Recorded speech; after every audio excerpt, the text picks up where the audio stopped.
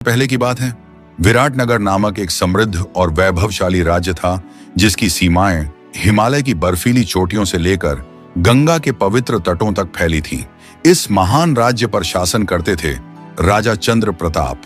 राजा चंद्र प्रताप एक ऐसा नाम जिसे सुनते ही प्रजा की आंखों में सम्मान और हृदय में प्रेम उमड़ आता। प्रताप मन के बहुत दयालु थे। वह बहुत ही धनवान, वैभवशाली, बुद्धिमान और न्यायप्रिय राजा थे। वह अपनी प्रजा से बहुत प्रेम करते थे और हर समय अपनी प्रजा को खुश देखना चाहते थे। वह चाहते थे कि मेरे राज्य में हर आदमी, औरत और बच्चे को इंसाफ मिले। किसी भी व्यक्ति को किसी भी तरह का कोई भी कष्ट ना होने पाए। इसलिए राज्य की सारी प्रजा उनकी जय जयकार करती थी और उनकी प्रशंसा के डंके पीटती थी। राजा के सबसे करीबी सहयोगी और सलाहकार मंत्री शीशपाल थे। मंत्री शीशपाल एक निपुण योद्धा और चतुर राजनीतिज्ञ थे जिन पर राजा चंद्र प्रताप आंख मूंद कर विश्वास करते थे। दोनों की मित्रता बचपन से थी और एक दूसरे के लिए जान भी देने को तैयार रहते। महाराज चंद्र प्रताप जहां भी जाते, मंत्री शेषपाल को अपने साथ लेकर जाते। मंत्री शेषपाल अक्सर राजा के साथ ही रहा करता था। राजा चंद्र प्रताप रोजाना ही अपना अलग अलग भेष धारण करके अपने राज्य में घुमा करते थे। वे कभी साधु बन जाते, कभी व्यापारी तो कभी साधारण वृद्ध। ऐसा करके वह इस बात का पता लगाते थे कि उनके राज्य में उनकी प्रजा सुखी है या दुखी है। वह राज्य के लोगों से मिलकर उनका दुख दर्द जानने की कोशिश करते थे।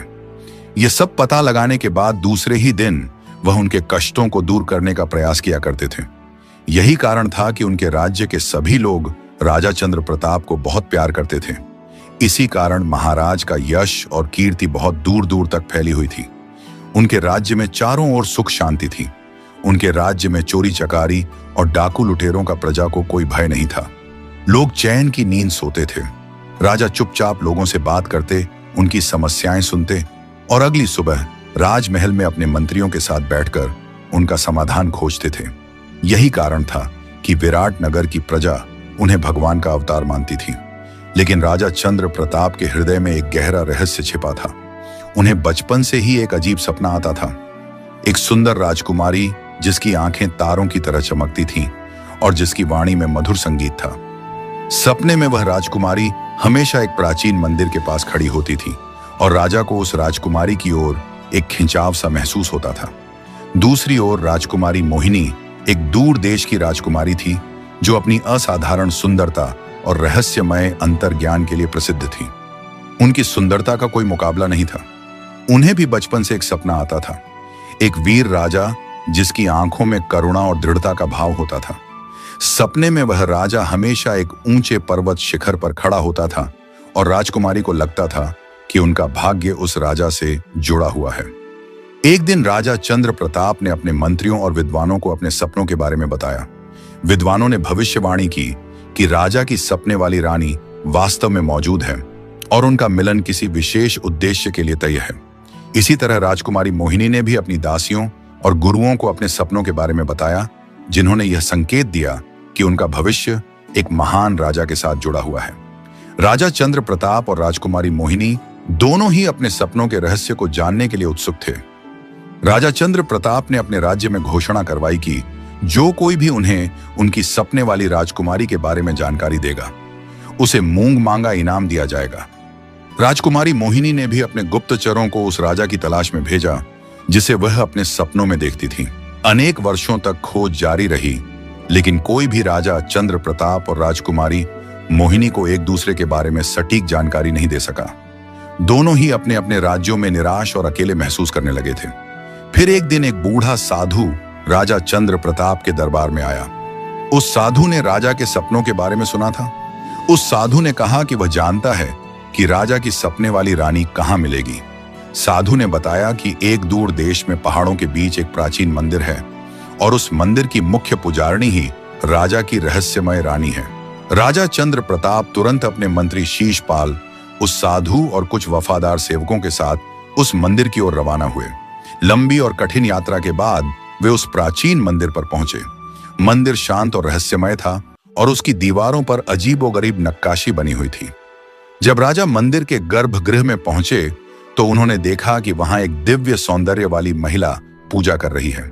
उसकी आंखें बिल्कुल वैसी थीं जैसी उन्होंने अपने सपनों में देखी थी, और उसकी वाणी में वही मधुर संगीत था। यह राजकुमारी मोहिनी थी जो अपने सपनों के राजा की तलाश में उस मंदिर में आई थी। राजा चंद्र प्रताप और राजकुमारी मोहिनी एक दूसरे को देखते ही पहचान गए। उनके सपनों का रहस्य खुल गया था। उन्हें एहसास हुआ कि उनका मिलन भाग्य द्वारा तय किया गया था। उसी प्राचीन मंदिर में राजा चंद्र प्रताप और राजकुमारी मोहिनी ने एक रहस्यमय और साधारण समारोह में विवाह कर लिया। उनके विवाह में ना कोई बड़ा उत्सव था और ना ही कोई शाही दिखावा। केवल मंदिर के पुजारी मंत्री शीशपाल और कुछ वफादार सेवक ही इस पवित्र बंधन के साक्षी बने। विवाह के बाद राजा चंद्र प्रताप राजकुमारी मोहिनी को अपने राज्य में ले गए। उनकी शादी की खबर धीरे धीरे पूरे राज्य में फैल गई और लोग उनकी रहस्यमय प्रेम कहानी सुनकर आश्चर्यचकित रह गए। रानी मोहिनी ने अपनी बुद्धिमत्ता और अंतर्ज्ञान से राजा को शासन में बहुत मदद की और उनका राज्य पहले से कहीं अधिक समृद्ध और खुशहाल हो गया। राजा चंद्र प्रताप और रानी मोहिनी का विवाह एक रहस्य था जो उनके दिलों में गहराई से बसा था। उन्हें पता था कि उनका मिलन किसी साधारण कारण से नहीं हुआ था, बल्कि एक दिव्य योजना का हिस्सा था।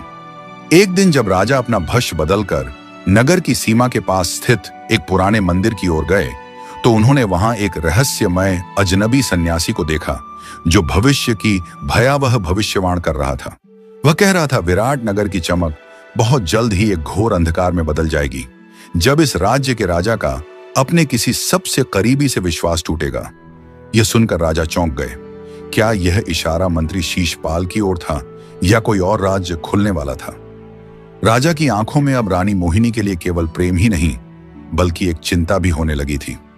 उसके बाद कुछ सोचकर राजा वापस अपने महल में आ गए। कुछ दिनों बाद एक दिन तपती दोपहर में राजा और मंत्री शीशपाल दोनों अपने अपने घोड़ों पर सवार होकर अपने नगर की ओर तेजी से चले जा रहे थे। वह दोनों शाम होने से पहले ही अपने नगर पहुंच जाना चाहते थे ताकि अंधेरा होने से पहले वह अपनी राजधानी में पहुंच जाए। जैसे ही राजा को यह पता चलता कि उसके राज्य में कहीं भी उसकी प्रजा कष्ट में है या किसी स्थान पर गरीब और असहाय लोगों पर चोर लुटेरों ने हमला कर दिया है, तो राजा चंद्र प्रताप जल्दी से जल्दी खुद अपने सिपाहियों को लेकर वहां पर पहुंचते और लोगों की रक्षा करते। उन्हें देखते ही लुटेरे डाकुओं के हौसले पस्त हो जाते थे और वह वहां से दुम दबाकर भाग जाते थे। आज सुबह भी राजा चंद्र प्रताप को एक ऐसी ही खबर मिली थी। आज सुबह उनके एक दूत ने आकर उन्हें बताया, महाराज, एक सुदूर गांव में लुटेरे आए हैं। हमारे किसानों के जानवर और अनाज सब लूट कर ले जा रहे हैं। गांव की औरतें और बच्चे जंगल में छिपे बैठे हैं। यह लुटेरे कोई साधारण लुटेरे नहीं थे। यह कुख्यात कालेबाज गिरोह के लुटेरे थे जो जंगलों से निकलकर गांवों पर टूट पड़ते थे और आग की तरह सब कुछ लूट खसोट कर गायब हो जाते थे। दूध से गांव में लुटेरों के आने की खबर सुनते ही राजा की आंखों में अंगार जल उठा। राजा चंद्र प्रताप ने तुरंत अपने विश्वसनीय मंत्री शीशपाल को आदेश देते हुए कहा, शेषपाल, तैयार हो जाओ। आज हम सिर्फ लोगों को बचाने ही नहीं बल्कि लुटेरों को भी सबक सिखाने जा रहे हैं। हमेशा की तरह राजा चंद्र प्रताप अपने मंत्री शीशपाल और कुछ सैनिकों के साथ वहां पहुंच गए। लुटेरे अभी भी गांव में लूट मचाए हुए थे।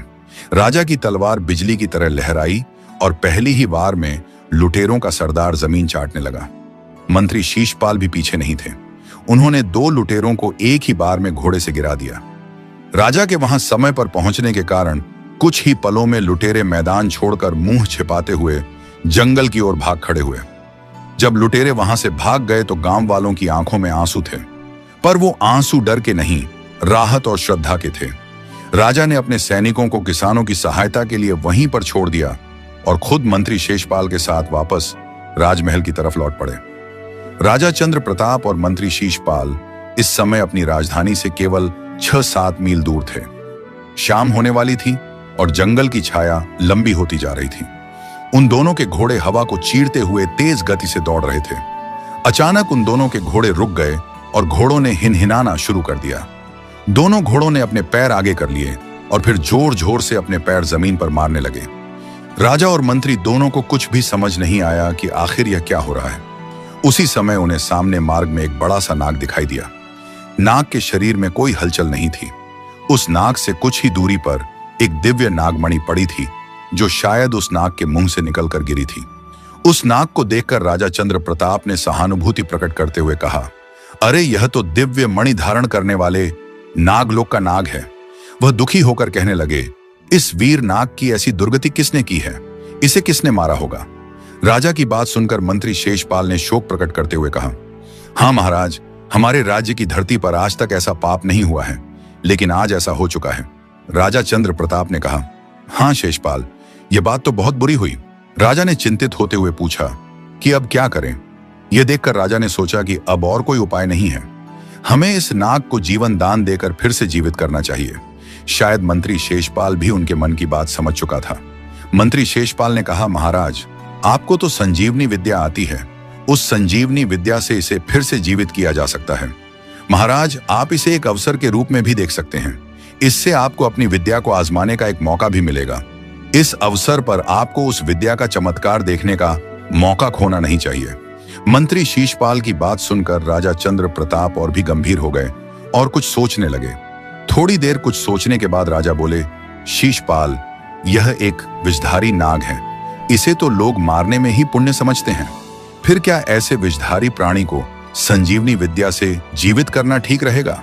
मंत्री शेषपाल ने कहा, महाराज, भगवान शंकर ने भी एक राक्षस को जीवित करने के लिए संजीवनी मंत्र का प्रयोग किया था। देवपुत्र को पुनर्जन्म देने से उन्हें काफी दुख भोगना पड़ा था। इसलिए महाराज, जिसे हम दुनिया में अच्छा समझते हैं, आमतौर पर वही व्यक्ति विश्वासघाती और बुरे होते हैं। यदि कोई बुरा भी हो और उसे जीवन दान दिया जाए तो भी जीवन दान देने से बड़ा और कोई पुण्य नहीं होता। ये बड़ों बड़ों का अनुभव है। ऐसा कई बड़े बूढ़े आज तक कहते हुए आए हैं। मेरी समझ में तो यही आता है। यदि इस समय आप संजीवनी विद्या का प्रयोग करके इस मरे हुए नाग को जीवन दान देंगे तो इसमें कोई बुरी बात नहीं है। जरा सोचिए महाराज, यदि आप अपने मंत्र के प्रभाव से इसे जीवित कर पाए तो आपकी खुद की आत्मा कितनी खुश होगी। आप एक बार अपनी इस विद्या को आजमा कर तो देखिए। मंत्री शेषपाल के इस तरह बार बार आग्रह करने पर राजा चंद्र प्रताप यह सोचने पर मजबूर हो गए कि मंत्री शेषपाल ठीक ही कह रहा है। वह कुछ देर तक मन ही मन सोचते रहे और फिर उन्होंने मंत्री की बात मान ली। राजा अपने घोड़े से नीचे उतरे और उस मरे हुए नाग के पास जा पहुंचे। राजा के साथ साथ मंत्री भी अपने घोड़े से नीचे उतर आया और जाकर उनके पास खड़ा हो गया। बाद राजा चंद्र प्रताप अपनी संजीवनी विद्या के मंत्र को कुछ दूरी पर खड़े होकर पढ़ने लगे। राजा द्वारा बार बार कोशिश करने पर भी उस मरे हुए नाग में कोई हरकत पैदा नहीं हो रही थी।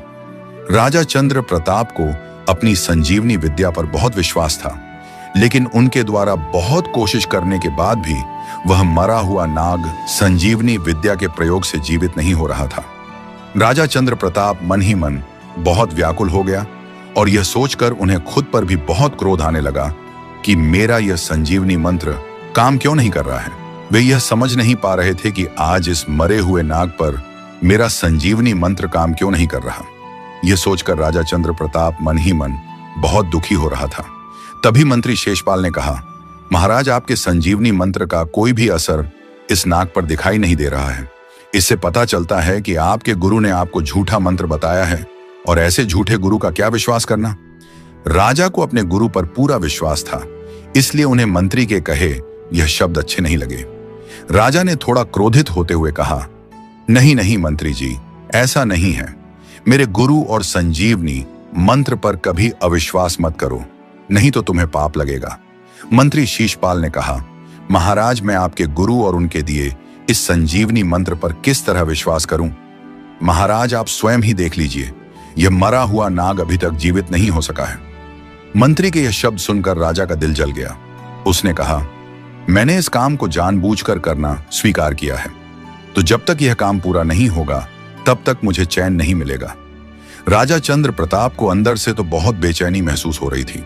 जब राजा से रहा नहीं गया तो उसने मंत्री से कहा, शेषपाल, थोड़ा रुको। अगर इस नाग पर संजीवनी मंत्र का असर नहीं पड़ा तो मैं अपने दूसरे मंत्र पर शव प्रवेश विद्या का प्रयोग करता हूं, और उसके बाद तुम देखना कि मेरे इस मंत्र का कैसा चमत्कारी प्रभाव होता है। फिर तुम मान जाओगे कि मेरे गुरु और उनकी दी हुई विद्या में कितनी सच्चाई और बल है। राजा चंद्र प्रताप ने बड़े गर्व से कहा। तो मंत्री शेषपाल ने बात को पलटते हुए कहा, जाने भी दीजिए महाराज, क्यों बेकार में पीछे पड़े हुए हो। चलो इस काम को छोड़ो, रात हो रही है, अंधेरा होने से पहले ही हमें राजधानी पहुंचना है। राजा चंद्र प्रताप ने मंत्री शेषपाल से कहा, नहीं नहीं मंत्री जी, अब यह नहीं हो सकता।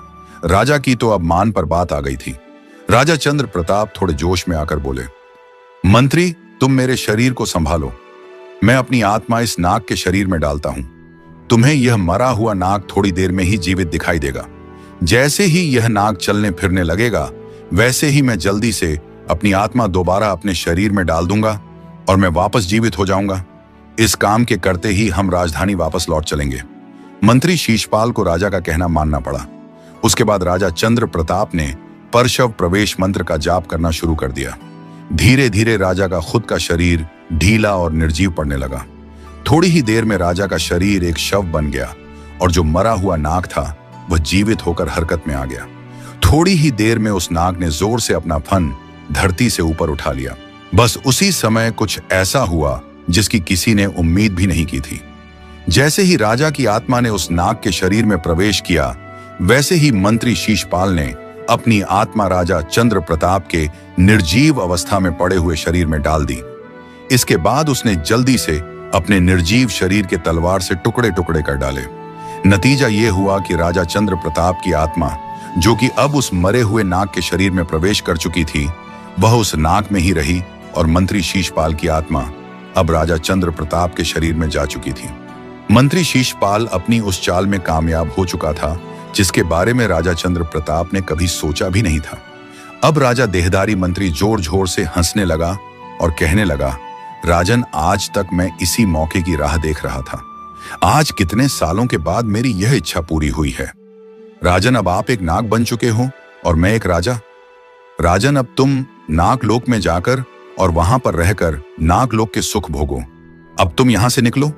मंत्री शेषपाल की यह बात सुनते ही सर्प देहधारी राजा ने गुस्से में जोर से फूंकार मारी और कहा कि दुष्ट विश्वासघाती मंत्री, तुमने मेरे साथ छल किया है, लेकिन देखना, मैं इस विश्वासघात का बदला अपने विषधारी दांतों से लेकर रहूंगा।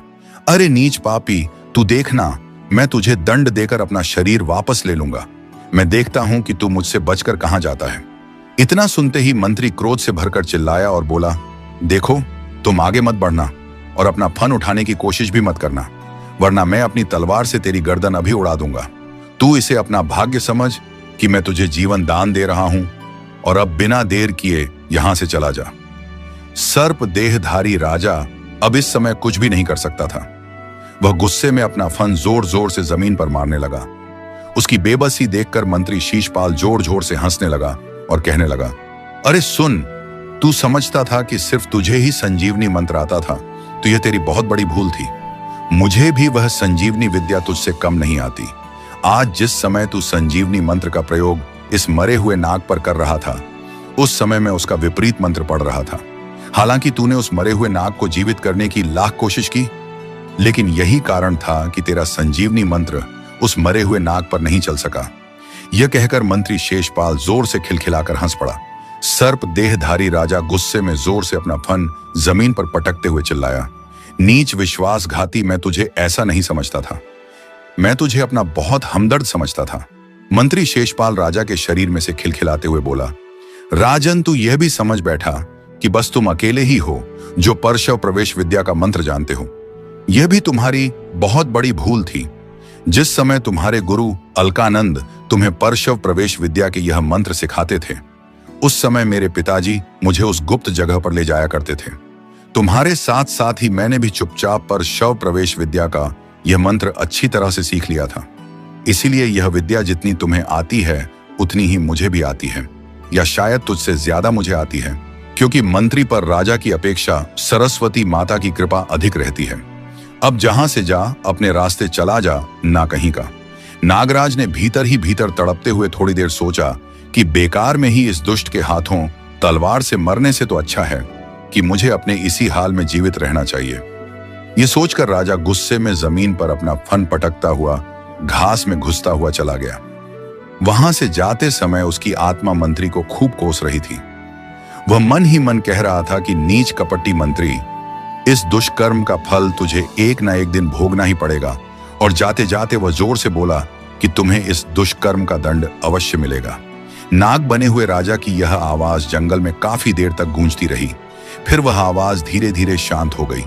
राजा की देह धारण किए हुए मंत्री शीशपाल राजा के घोड़े पर सवार होकर राजधानी की ओर चल पड़ा। वह मन ही मन बहुत खुश था और उसके दिमाग में तरह तरह के विचार आ रहे थे। वह सोचता हुआ जा रहा था कि उसने अपनी चाल के द्वारा राजा को हमेशा के लिए अपने रास्ते से हटा दिया है। अब उसे किसी का कोई भय नहीं है और ना ही कोई बाधा उसके रास्ते में आएगी।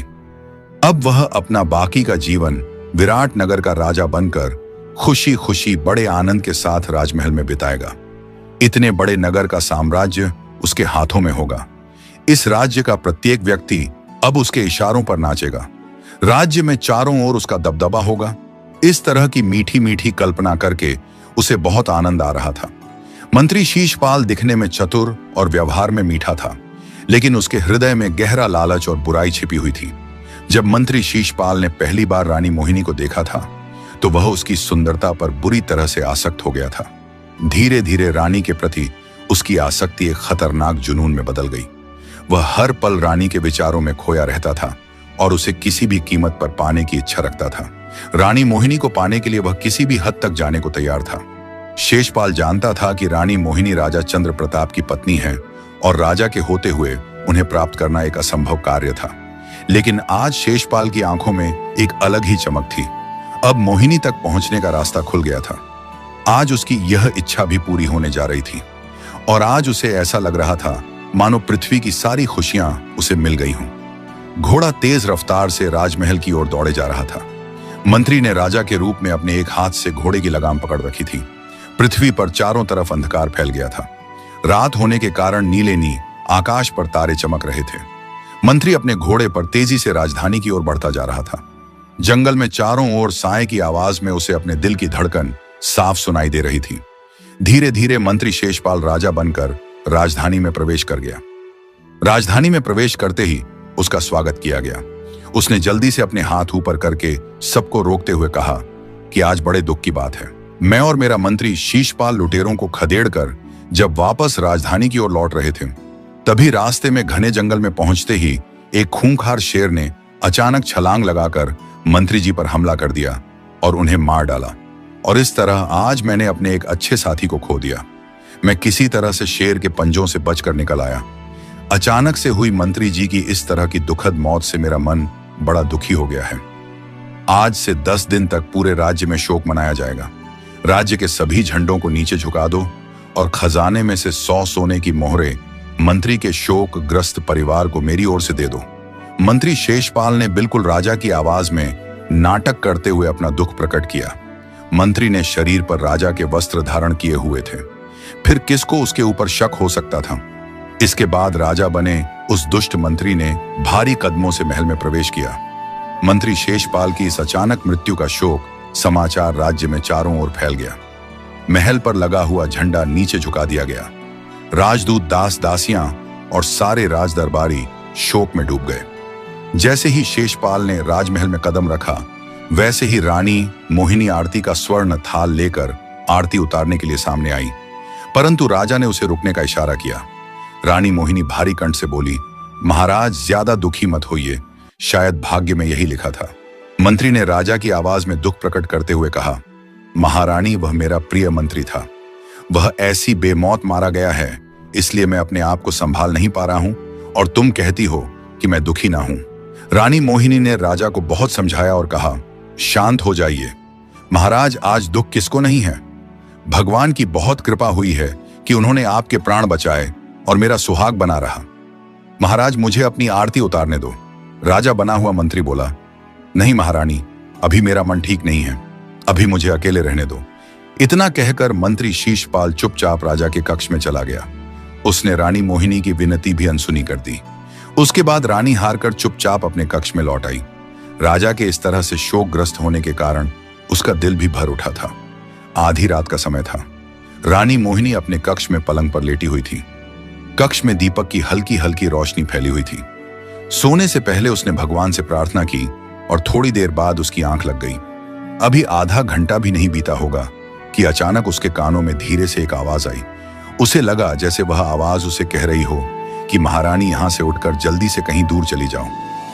यह तेरा सुहाग नहीं है, तेरा सुहाग खतरे में है। तेरा पति दिखाई देने वाला राजा की देह धारण किए हुए यह शैतान मंत्री शीशपाल है। राजा चंद्र प्रताप नहीं, इस दुष्ट कपटी मंत्री ने तेरे सुहाग को धोखा देकर राजा की देह धारण की है। ये जो कुछ कर रहा है, ये सब इसका नाटक है। तेरा पति राजा चंद्र प्रताप अभी अदृश्य रूप में है और बहुत ही दुख से तुझे यह संदेश दे रहा है। इस समय राजा चंद्र प्रताप एक सर्प की देह को धारण किए हुए हैं। धीरे धीरे तुझे सारी घटना मालूम हो जाएगी। अभी तुम जल्दी से उठकर यहां इस राजमहल से कहीं दूर चली जाओ। इस नीच दुष्ट मंत्री ने राजा चंद्र प्रताप को बहुत बड़ा धोखा दिया है। महारानी, तुम आगे की चिंता छोड़ो, समय आने पर सब ठीक हो जाएगा। तब तक तुम भगवान का नाम लो। इसके बाद रानी मोहिनी की नींद खुल गई। रानी झट से हड़बड़ाकर अपने पलंग पर उठकर बैठ गई। उसका शरीर पसीने में भीगा हुआ था। उसने अपने कक्ष में इधर उधर देखा, पर उसे कहीं पर कोई भी नजर नहीं आया। कक्ष में शांति थी और दीपक जल रहा था। कहीं कोई परिवर्तन नहीं था। रानी मोहिनी की सांसें तेजी से चल रही थी और उसे कुछ नहीं सूझ रहा था। रानी थोड़ी देर तक वही बातें याद करती रही और उसके बाद पड़ोस के कमरे में जाकर उसने अपनी एक विश्वास पात्र दासी को धीरे से उठाया और उसके कान में कुछ कहा। उसके बाद वह चुपके से अपने वस्त्र और आभूषण लेकर रात में ही राजमहल के पीछे के रास्ते से बाहर निकल गई।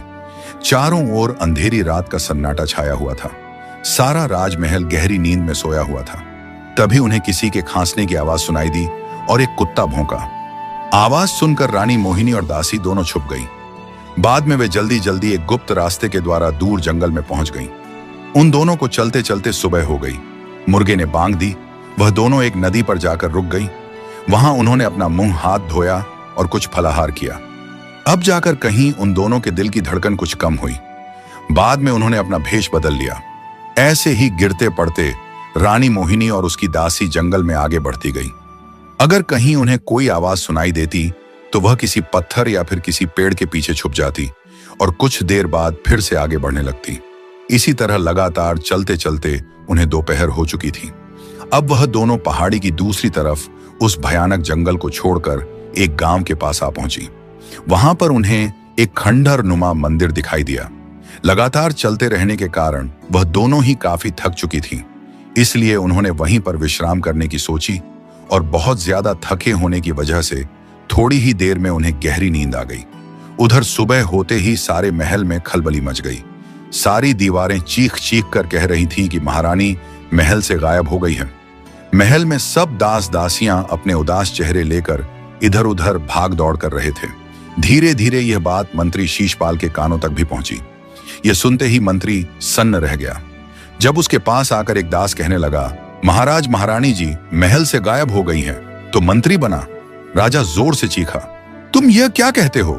तब एक दासी ने थरथर कांपते हुए बताया कि यह सच है महाराज। दासी की बात सुनकर मंत्री पागलों की तरह गुस्से में चिल्लाकर बोला, नहीं, ऐसा नहीं हो सकता। इतनी देर में दूसरे दास ने डरते हुए हाथ जोड़कर कहा, बड़ी अनहोनी हो गई महाराज।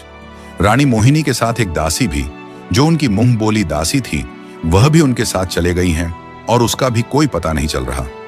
राजा बने मंत्री ने कहा, तुम यहां मेरा मुंह क्या देखते हो? जाओ और सारे राज्य का चप्पा चप्पा शान मारो। आज के आज रानी को ढूंढकर राजमहल में वापस लाओ। अगर आप लोगों ने पता नहीं लगाया तो आपको सख्त से सख्त दंड मिलेगा। और आदेश दिया कि सारे राज्य में यह ढिंढोरा पिटवा दिया जाए कि जो भी रानी मोहिनी को ढूंढकर राजमहल वापस लाएगा, हम उसे मुंह मांगा इनाम देंगे। मंत्री ने जोर से अपनी आवाज को बुलंद किया और उसके बाद महारानी को ढूंढने के लिए राज्य में चारों ओर दूत फैल गए। महारानी और दासी को ढूंढने के लिए चारों तरफ जाल बिछा दिया गया।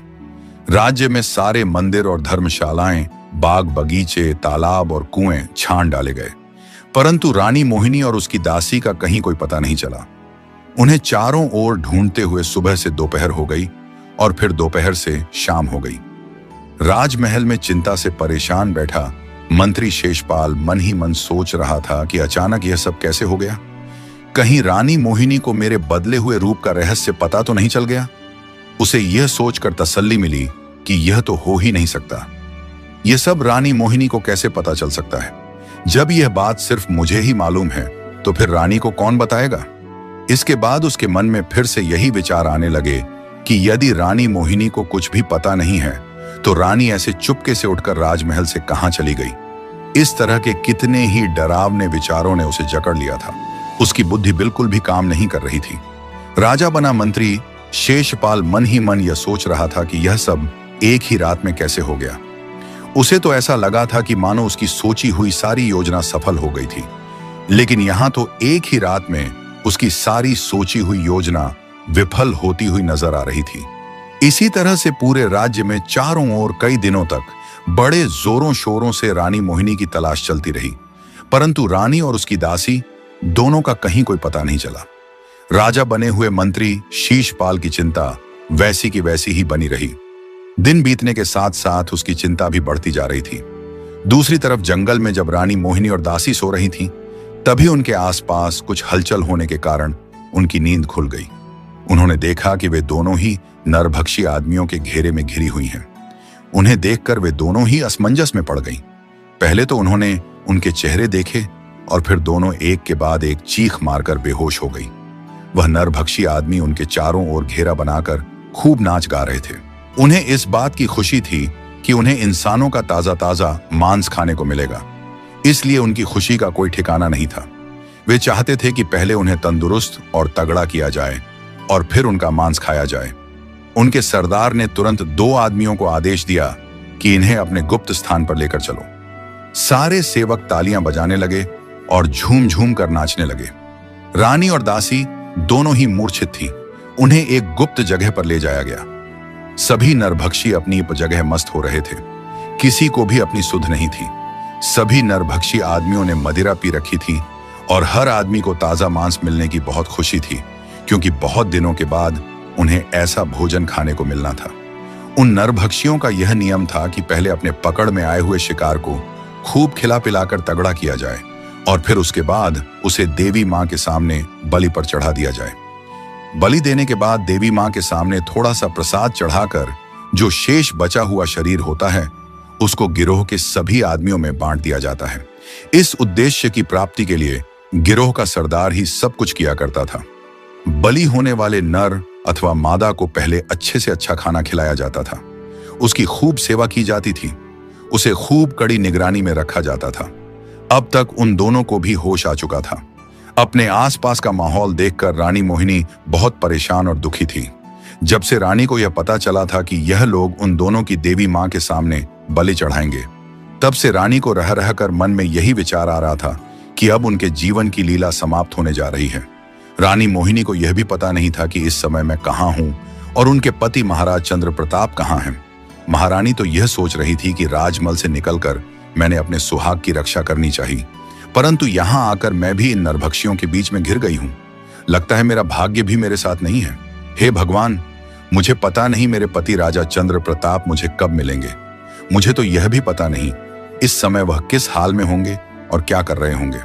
उधर नाग की देह धारण किए हुए राजा चंद्र प्रताप मंत्री शीशपाल से दूर होकर बहुत गुस्से में जमीन पर अपना फन पटकता हुआ रात के अंधेरे में चलते चलते जंगल में एक बरगद के पेड़ के नीचे घास फूस और पत्तों के बीच में जाकर छुप कर बैठ गया। वह मन ही मन बहुत दुखी था। आज ही कोसों दूर चलने से वह बहुत थक गया था और मन ही मन अपने उस दुष्ट मंत्री पर बहुत गुस्सा कर रहा था, परंतु वह बहुत ही विवश था। वह अपने इस हाल में कुछ कर भी नहीं सकता था। बरगद के पत्तों के नीचे घास में छुपकर बैठे हुए उसने कई बार सोचा कि वह वहां जाकर उस दुष्ट मंत्री को काटकर मार दे, परंतु तभी उसे ख्याल आया कि इस प्रकार मारने से मंत्री शीशपाल की आत्मा जो अभी उसके शरीर में है, वह आत्मा तो उसके शरीर से बाहर निकल जाएगी, लेकिन काटने की वजह से उसकी देह भी विषधारी हो जाएगी और फिर उसकी आत्मा उसके अपने शरीर में कभी नहीं जा सकेगी। इसका परिणाम यह होगा कि ना तो वह सर्प की देह में रह सकेगा और ना ही उस नीच के खोल में। उसे बिना किसी शरीर के ही इधर उधर भटकना पड़ेगा। उसने मंत्री शीशपाल को डसकर मारने का विचार इसलिए भी छोड़ दिया क्योंकि उसे यह भी विचार आया कि इस समय रात में चुपचाप किसी को डसना नागों के किसी भी नाग को शोभा नहीं देता। वह काफी देर तक इस बारे में सोचता रहा कि अब वह आगे क्या करे। वह अपने आप से ही प्रश्न करता रहा और काफी देर सोचने के बाद उसने यह निर्णय लिया कि अब जो कुछ भी होगा उसको भोगने में ही भलाई है। तभी राजा चंद्र प्रताप को रानी मोहिनी की याद आ गई और वह परेशान हो उठा।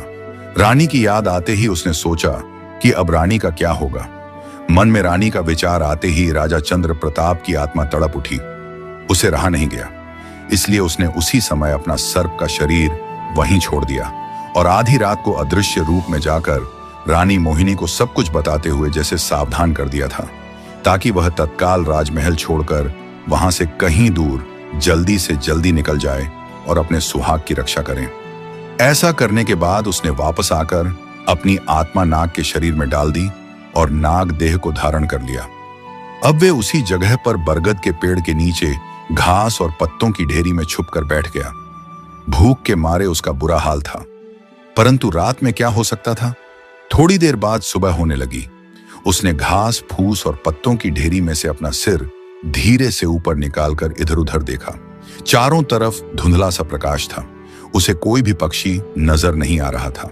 अब इधर उधर चलकर अपना भोजन ढूंढने के लिए उसकी इच्छा नहीं हो रही थी। उसने वापस अपना सिर पत्तों की ढेरी में छुपा लिया और वैसे ही चुपचाप पड़ा रहा।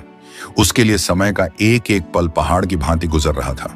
काफी देर इंतजार करने के बाद आखिर दिन निकल गया। घने बरगद के पेड़ के ऊपर बैठे हुए पक्षियों की उसने तरह तरह की आवाजें सुनी। राजा चंद्र प्रताप हर पक्षी की भाषा को खूब अच्छी तरह से समझता था, इसलिए उनकी आवाजें सुनकर राजा को मन ही मन बहुत खुशी हुई। वह कान लगाकर ध्यान से पक्षियों के चहकने की आवाजें सुन रहा था। उन्हीं आवाजों के बीच उसे एकाएक एक तोते की आवाज सुनाई दी। वह तोता कह रहा था, अरे भाई, चंद्रपुर के उस दयालु राजा शीलभद्र का क्या कहना, कितना पुण्यवान राजा है। तुझे क्या बताऊं कि कल उसके राज्य में कितने धूमधाम से त्योहार मनाया गया। सबको खूब दान दिया गया। त्योहार संपूर्ण हो गया तो हजारों पक्षी वहां इकट्ठा हुए थे। वहां आए प्रत्येक पक्षी को उसकी इच्छा अनुसार दाना पानी मिला। कल ही तो हम सब वहां से खा पी कर लौटे। उसकी बात सुनकर दूसरे तोते ने आश्चर्य में भरकर कहा, अच्छा। इसके बाद पहले तोते ने फिर से कहना शुरू किया कि हाँ यार। लेकिन दो तोते बड़े ही कपटी निकले। वे अपने सब साथियों को पीछे छोड़कर खुद आगे चले गए। उसके बाद हम सब ने भी निश्चय कर लिया कि उन्हें सजा अवश्य मिलनी चाहिए, इसलिए हमने उन दोनों का पीछा किया। एक तोते ने तो माफी मांग ली, परंतु दूसरा तोता थोड़ा अकड़ू स्वभाव का था। उसने माफी का एक शब्द भी नहीं बोला। हम सब ने मिलकर उस तोते की खूब दुर्गति की और अब वह घायल होकर पड़ा है। दूसरे तोते ने करुणा से भरकर कहा, अरे अरे, ये तुमने क्या किया? तुम्हें ऐसा नहीं करना चाहिए था। अब उस तोते का क्या हाल है और वह इस समय कहां है? उस तोते ने कहा, तुम खुद ही अपनी आंखों से देख लो। वह देखो, सामने की डाल पर कैसे घायल अवस्था में पड़ा है। उस तोते ने दूसरे तोते के सामने की डाल की ओर इशारा करते हुए कहा। दूसरे तोते ने अपनी नजर घुमाकर उस डाल की तरफ देखा, जहां वह घायल तोता दर्द से बुरी तरह फड़फड़ा रहा था। ऐसा लग रहा था मानो कि उसका सारा शरीर पेड़ की डाल से छूटकर जमीन पर गिर पड़ेगा। उस घायल तोते के पंख जगह जगह से टूटे हुए थे और बचे खुचे पंखों पर लाल लाल धब्बे नजर आ रहे थे। उस तोते की ऐसी हालत देखकर सुनने वाले तोते ने दुख प्रकट करते हुए कहा, अरे यह तो वाकई बहुत जख्मी हो गया है। इसे देखकर ऐसा लग रहा है मानो यह अपना दम तोड़ना चाहता है। पहला तोता हंसते हुए बोला, तो डर किस बात का है? नीचे शिकारी का जाल बिछा हुआ है। देखो, शिकारी खुद ताक में बैठा है। वह अभी इसे अपने जाल में समेट लेगा और इसे कोई कष्ट भी नहीं करना पड़ेगा। शिकारी की बात सुनते ही सारे तोते सहम उठे, मानो उन्होंने साक्षात मौत के दर्शन कर लिए हों। उन्होंने अपने मुंह अपने पैरों में छुपा लिए। उनकी यह सारी बातें सर्प देहधारी राजा चंद्र प्रताप सुन चुका था। उसने धीरे से अपना फन ऊपर उठाकर उस डाल की तरफ देखा, जहां वह घायल तोता दर्द से बुरी तरह फड़फड़ा रहा था। उसके मन में तेजी के साथ एक विचार आया कि कितना अच्छा भोजन मिला है, मजा आ गया। परंतु दूसरे ही क्षण उसके मन में दूसरा विचार आ गया कि यह घायल तोता मरने वाला है। इसलिए तोते को अपना भोजन बनाने से कहीं ज्यादा अच्छा है कि क्यों ना इसके मरते ही मैं नाग के शव से अपनी आत्मा को निकालकर इस तोते के शरीर में डाल दूं। उसने ध्यान रखा और जैसे ही तोते की मौत हुई तो उसने वैसा ही किया। उसने अपने उस नाग शरीर को छोड़कर अपनी आत्मा तोते के शरीर में डाल दी। उसी समय दम तोड़ता हुआ तोता फिर से जीवित हो गया। देखते ही देखते वह तोता डाल पर से नीचे गिरा और नीचे गिरते ही वह शिकारी के जाल में फंस गया और जोर से फड़फड़ाने लगा। अब वह जख्मी तोता शिकारी के जाल से बाहर निकलने की बहुत कोशिश कर रहा था, परंतु उसके पंजे जाल में बुरी तरह से फंस चुके थे। फड़फड़ाने से जाल जोर जोर से हिल रहा था। उस बड़े और सुंदर तोते को अपने जाल में फंसा हुआ देखकर शिकारी के मुंह में पानी भर आया। वह उस बड़े तोते को देखकर बहुत खुश हुआ और मन ही मन कहने लगा, आज तो मुझे एक बहुत अच्छा शिकार मिला है। घर जाते ही मेरी पत्नी भी इसे देखकर बहुत खुश हो जाएगी। उस शिकारी ने झट से अपना जाल समेटा। इतने में उसकी नजर एक बड़े भयंकर मरे हुए सांप के ऊपर गई। शिकारी उसे देखकर बुरी तरह से घबरा गया। उसने जल्दी से अपना जाल कंधे पर डाला और वहां से अपनी जान बचाकर भागा। वह वहां से बहुत दूर जाकर रुका और फिर उसने पीछे मुड़कर देखा। मरे हुए सांप को देखकर उसे ऐसा लग रहा था कि जैसे वह सांप अभी भी उसका पीछा कर रहा हो। वह बुरी तरह से हांफने लगा। घर पहुंचकर उसने कंधे से अपना जाल उतारकर एक तरफ पटक दिया। उस जाल में फड़फड़ाते हुए तोते को देखकर शिकारी की पत्नी बहुत खुश हुई। उस शिकारी की पत्नी ने जल्दी से उस तोते को जाल से निकालकर एक पिंजरे में डाल दिया। शिकारी ने जंगल का सारा किस्सा अपनी पत्नी को सुनाते हुए कहा, मैंने रात में ही जंगल में अपना जाल बिछा दिया था और इस तोते को पकड़ लिया। जैसे ही मैं अपना जाल समेटकर वहां से चलने लगा, तभी मेरी नजर वहां से थोड़ी दूरी पर पड़े एक भयंकर सांप पर पड़ी। आज तो मुझे भगवान ने ही बचाया है। यह तो अच्छा हुआ कि वह सांप मरा हुआ था, वरना आज मैं जिंदा वापस घर नहीं लौटता। पति के मुंह से ऐसी बातें सुनकर उसकी पत्नी का सांस ऊपर का ऊपर और नीचे का नीचे रह गया और वह कहने लगी कि हे भगवान, यह तो सचमुच भगवान की ही कृपा थी जो आप ठीक ठाक घर पहुंच गए। शिकारी बोला, अरे मैंने आप देखा ना। ताव जल्दी जल्दी अपना जाल खोला और तोते सहित जैसे तैसे जाल को अपने कंधे पर डालकर वहां से भाग निकला। अभी भी वह बात याद आती है तो मेरे रोंगटे खड़े हो जाते हैं। शिकारी की पत्नी ने कहा कि रोंगटे खड़े होने वाली तो बात है, मेरा तो सांप को देखते ही दम निकल जाता है। कुछ देर वह रुकी और कहने लगी, यह तोता तो काफी बड़ा है, आज तो मजा आ जाएगा। उसके थोड़े समय बाद शिकारी अपने चाकू को पत्थर पर घिसकर तेज करने लगा। फिर उसके बाद उसने तोते को पकड़ने के लिए पिंजरे में अपना हाथ डाला। उसी समय वह तोता जोर जोर से चीखते हुए बोला, मुझे तुम मत मारो, मत मारो। तुम पहले मेरे जख्मों पर औषधि लगाओ, मैं तुम्हें माला माल कर दूंगा। शिकारी तोते की बातें सुनकर बहुत हैरान था। उसने अपने जीवन में आज तक किसी भी तोते को इस तरह बातें करते हुए नहीं सुना था। उसका हाथ वहीं का वहीं रुक गया। शिकारी हैरानी से आंखें फाड़ फाड़ कर उस तोते को देख रहा था। उस शिकारी ने झट से तोते के पिंजरे का दरवाजा बंद कर दिया और वह दौड़कर अपनी पत्नी के पास पहुंचा और तोते की कही हुई सारी बातें उसने अपनी पत्नी को सुनाई। शिकारी की बात सुनते ही उसकी पत्नी को बड़ा आश्चर्य हुआ। वह शिकारी से कहने लगी, यह आप क्या कहते हो? क्या सच में इस तोते ने ऐसा बोला है कि वह हमें मालामाल कर देगा? शिकारी की पत्नी की आंखें खुशी से चमकने लगी। शिकारी ने कहा, हाँ मैं बिल्कुल सच कह रहा हूं।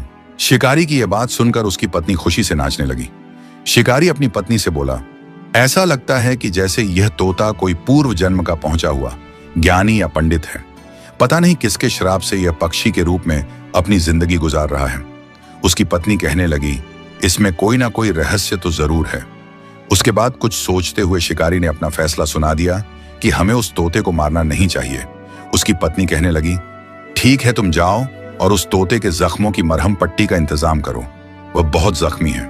इसके बाद वह शिकारी तोते के जख्मों के लिए लेप का सामान लाने के लिए घर से बाहर चला गया। शिकारी ने उस तोते के जख्मों पर लेप लगाना शुरू कर दिया और कुछ दिनों में ही वह तोता ठीक हो गया। शिकारी की पत्नी उस तोते को बड़े प्यार से रखती, उसे रोज समय पर दाना पानी डालती और प्यार से बोलती। एक दिन शिकारी ने तोते का रहस्य जानना चाहा, इसलिए उसने पूछा, भाई तुम पक्षी रूप में हो, फिर भी तुम बिल्कुल इंसानों की तरह बातें करते हो, तोते की देह में तुम कौन हो? उस समय शिकारी की पत्नी भी वहीं पर पास में ही बैठी हुई थी। उसे भी तोते का जवाब सुनने के लिए बहुत उत्सुकता हो रही थी। शिकारी भी सांस रोककर तोते के उत्तर की प्रतीक्षा करने लगा।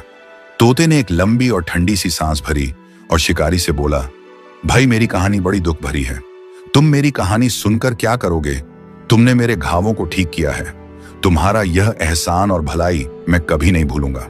इतना कहकर तोता चुप हो गया। शिकारी उसके बारे में सब कुछ जानना चाहता था, इसलिए वह उस तोते से बोला, तुम कुछ तो बताओ कि आखिर तुम कौन हो? हम तुम्हारी मदद करना चाहते हैं। हमसे जो बन पड़ेगा हम तुम्हारी मदद करेंगे। तोता कहने लगा, नहीं भाई, मेरे दुख मुझे ही झेलने पड़ेंगे। जब तक मेरे भाग्य में दुख लिखा है तब तक कोई भी मेरी सहायता नहीं कर सकता, लेकिन मुझे पूरा विश्वास है कि एक ना एक दिन मेरे इन दुखों का अंत जरूर होगा। शिकारी ने तोते से बड़े अधीर होकर पूछा, कैसे दुख? ये तुम किन दुखों की बात कर रहे हो? तुम हमें साफ साफ क्यों नहीं बताते? शिकारी की उत्सुकता को देखकर तोता बने हुए राजा ने अपना सारा किस्सा उसे सुनाया। उसने शिकारी को बताया कि वह एक राजा है और किस प्रकार से वह अपने मंत्री के धोखे के कारण एक तोता बन चुका है। उसकी आप बीती सुनकर शिकारी और उसकी पत्नी की आंखें फटी की फटी रह गईं। दोनों ने हाथ जोड़े और बोले कि महाराज, यह एक गरीब की कुटिया है। हमें दुख है कि आपको यह दिन भी देखने पड़े। महाराज, आप हमें बताइए कि हम आपके लिए क्या कुछ कर सकते हैं। तोते की आंखों में खुशी के आंसू भर आए। वह बोला, मुझे यहां कोई दुख नहीं है, मैं यहां खुश हूं। लेकिन हां, अगर तुम मुझे इसी पिंजरे में डालकर चंद्रपुर राज्य के महाराज के पास ले चलो तो विश्वास करो कि मैं वापस राजा बनते ही तुम्हें जागीर बख्श दूंगा और अपने राज्य में आराम के साथ रखूंगा। शिकारी ने कहा, ठीक है महाराज, मैं आपकी इच्छा को जरूर पूरा करूंगा। महाराज, हम कल सुबह होते ही यहां से चंद्रपुर राज्य की ओर चल पड़ेंगे और कल शाम होने तक हम वहां पहुंच जाएंगे। तोते ने खुश होते हुए कहा, यही ठीक रहेगा। दूसरे दिन चलते चलते शिकारी शाम तक चंद्रपुर पहुंच गया। उसके एक हाथ में तोते का पिंजरा लटका हुआ था।